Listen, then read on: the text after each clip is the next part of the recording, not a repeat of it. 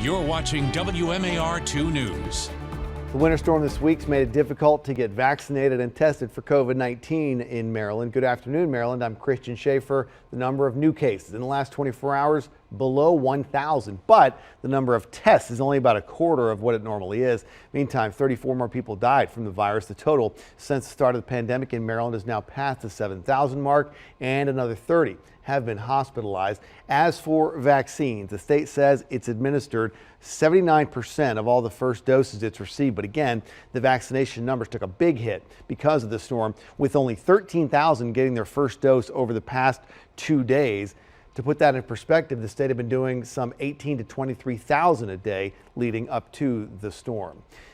Students in Baltimore County will return to the classroom in just 1 month, with teachers returning in a couple of weeks. The county school system released its plan for hybrid learning on Monday. Families have the option to let their kids stay all virtual, but if they go back, children will be assigned to one of two groups, with the school system's calling Cohort A and Cohort B.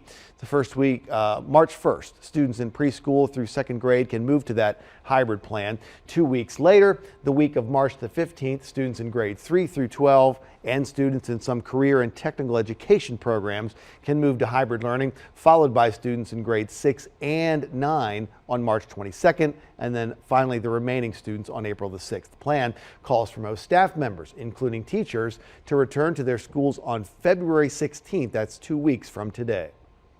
Now from WMAR 2 News, Maryland's most accurate forecast.